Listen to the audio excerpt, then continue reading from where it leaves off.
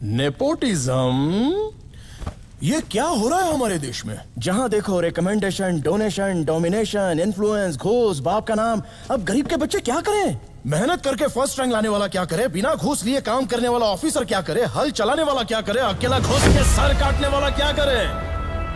Direct.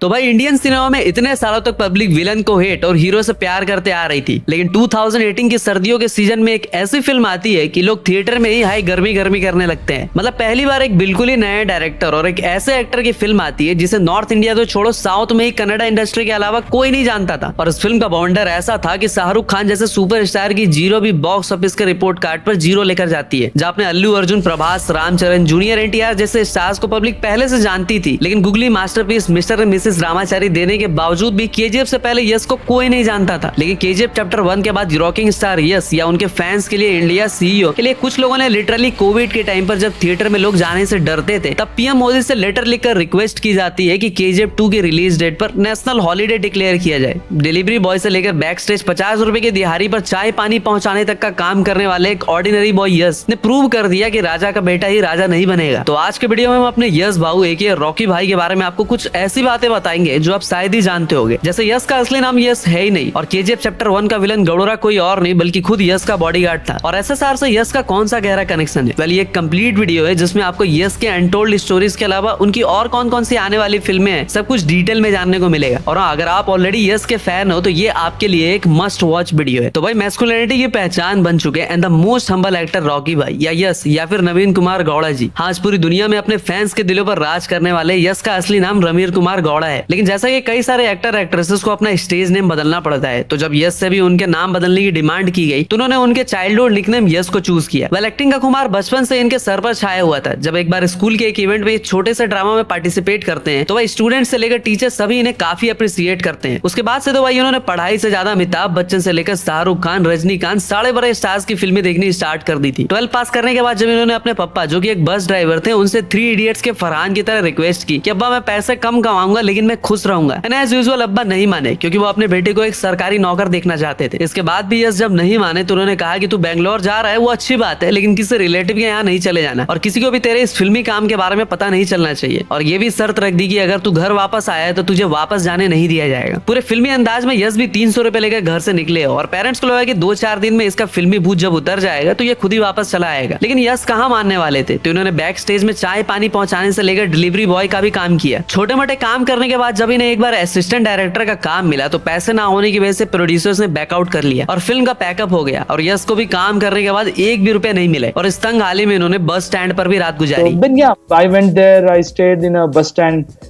for a whole night.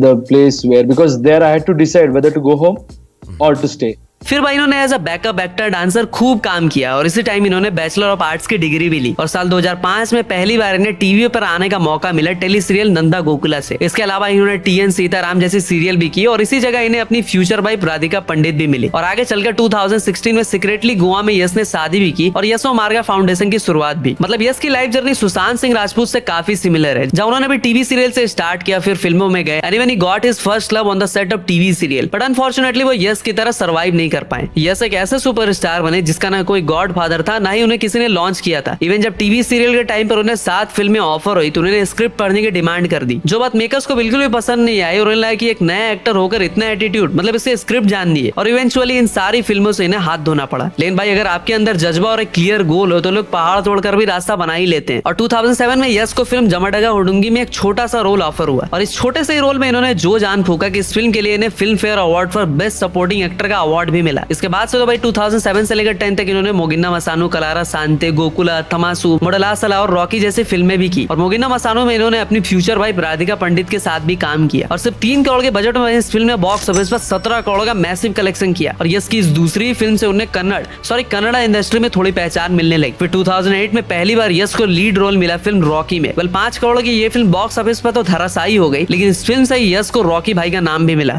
So I am glad that मुझे overnight success नहीं मिला और मेरा लॉन्च नहीं हुआ। उसको एक एक स्टेप करके हमें हासिल करना पड़ा, तो उससे हमें उसका वैल्यू रहता है, पता चलता है और वो स्ट्रगल है ना बहुत सिखाती है। सक्सेस कुछ नहीं सिखाता है जिंदगी में। सक्सेस में तो सब आपको चढ़ाते हैं और सब अच्छा लगता है, सब कुछ अच्छा लगता है। 2009 में अगेन इन्होंने कल्लारा सांते जैसे फिल्म से कमबैक किया और 4 करोड़ की बजट वाले इस फिल्म ने 8 करोड़ का कलेक्शन किया। 2009 में यश, विजय राघवेंद्र और पूजा गांधी की फिल्म आई गोकुला और 2 करोड़ की इस फिल्म ने भाई बॉक्स ऑफिस पर 5 करोड़ का कलेक्शन किया और पूजा गांधी को इस फिल्म के लिए सुवर्ण फिल्म का अवार्ड भी मिला। वेल, रॉकी भाई का ख्याल आता ही आपके दिमाग में क्या आता होगा? स्वैग, बियर्ड, फाड़ू एक्शन एंड नो डाउट सलाम रॉकी भाई वाला गाना। लेकिन यश इतने हम्बल है और इनका सेंस ऑफ ह्यूमर इतना अच्छा है, जब मीडिया ने इनसे कांतारा से रिलेटेड टेढ़े मेढ़े सवाल पूछे तो उन्होंने जो कहा that was totally unexpected. But this seems to be the year of the Kannada film, because even as we speak, Kantara, your new film is not your film, but a Kannada film is making waves, high praise, and again a low-budget film that's making a lot of money.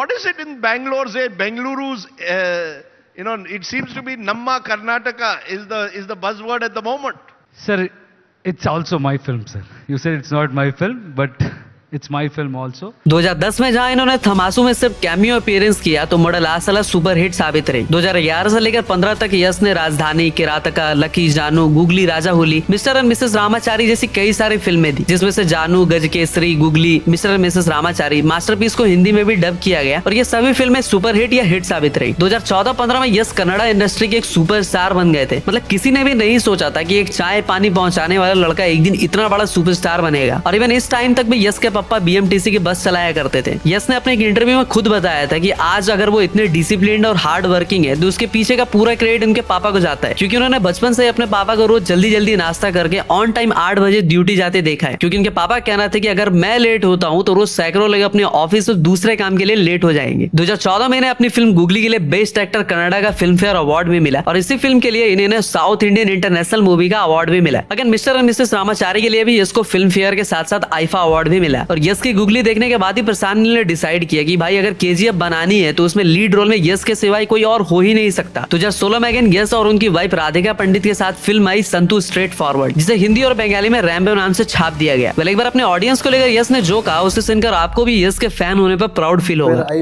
believe audience are the only relatives I have. Sweet. Okay, because they are not biased. Yeah.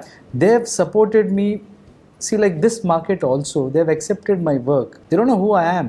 In the chapter 1, they never asked me where have you come from, which caste do you belong to, which religion do you belong to, or how much money you have, who is backing you. Nothing. They come inside theater, they watch your work. If they like it, then they call you a star. They celebrate you. 2016 से 2018 तक इन्होंने प्रशांत नील के साथ खूब खून पसीना बहाया और जब 2018 में यश ने एसआरके की जीरो के साथ अपनी डेट अनाउंस की तो सभी ने समझाया कि इतने बड़े प्रोजेक्ट की अम्मा बहन क्यों करने पे तुले हो। लेकिन यश केजीएफ को लेकर इतने कॉन्फिडेंट थे कि उन्होंने कहा कि मैं खुद शाहरुख खान का फैन हूँ और मैं भी जीरो देखने जरूर जाऊंगा। और 80 करोड़ की ब्लैक एंड व्हाइट केजीएफ ने भाई किस तरह 250 करोड़ का कलेक्शन किया वो आप अच्छे से जानते हो। और अपनी ओसीडी के चक्कर में प्रशांत नील ने पूरी फिल्म में ब्लैक एंड व्हाइट करवा दी, लेकिन फिल्म को पब्लिक ने दिल खोल के एक्सेप्ट किया। जब प्रशांत नील पहली बार यश से मिलने उनके घर पहुंचे तो उन्होंने यश के बॉडीगार्ड राम को देखा और यश से कहा कि क्यों ना राम को ही केजीएफ का विलन चूज किया जाए। यश इस बात से मान गया और इन्होंने राम को एक्टिंग भी सिखाई और किसने भी नहीं सोचा था कि एक नया एक्टर गरुड़ा के रोल में ऐसा जान फूकेगा कि लोग थर्रा जाएंगे। और इसके बाद इंडिया में सलमान भाई के सेरा से भी ज्यादा राम को पहचान मिली और सालार में भी हमें उनका प्रोमिनेंट रोल देखने को मिला। इसके बाद एक बार जब कांड विद करण के शो पर कंट्रोवर्सी क्वीन रश्मिका आई तो उन्होंने यश को शो ऑफ स्टार बता दिया, जिसके बाद यश के फैंस ने इनकी कह के लेनी स्टार्ट कर दी और इन्हें बुरी तरह ट्रोल भी किया। फिर जाकर इनकी अकल ठिकाने आई और उन्होंने यश और उनके फैंस दोनों से माफी मांगी। जहाँ केजीएफ पार्ट 1 के लिए यश को बॉलीवुड में किसी ने भाव नहीं दिया तो सेकंड पार्ट के लिए बॉलीवुड माफिया करण जौहर ने खुद इनके लिए इवेंट ऑर्गेनाइज किया। क्यों हिला डाला ना। और कोविड के टाइम पर जब थिएटर्स खाली पड़े थे तब भी 100 करोड़ की बजट वाली इस फिल्म ने बिना कॉर्पोरेट बुकिंग और डर्टी मार्केटिंग के वर्ल्ड वाइड सारे 1200 करोड़ का रियल कलेक्शन करके इतिहास रच दिया। वेल, अगर आप भी केजीएफ यूनिवर्स के बारे में डिटेल में जानना चाहते हो तो हमारी ये वाली वीडियो जरूर देख लेना। केजीएफ 2 के लिए लोग इतने ज्यादा एक्साइटेड थे कि लिटरली मोदी जी से लेटर लिखकर डिमांड की गई कि केजीएफ 2 के रिलीज डेट पर नेशनल हॉलीडे होना चाहिए। कितने तेजस्वी लोग हैं हमारे पास, कितने शानदार विचार रखते हैं। पब्लिक यही नहीं रुकी बल्कि यश के साथ साथ सारे नेपो किड्स को कंपेयर करके उन्हें भी ट्रोल करने लगी। Nepotism, according to me, is not about some actor's son or some producer's son coming into industry. It's not about that. It's about them trying to put others down.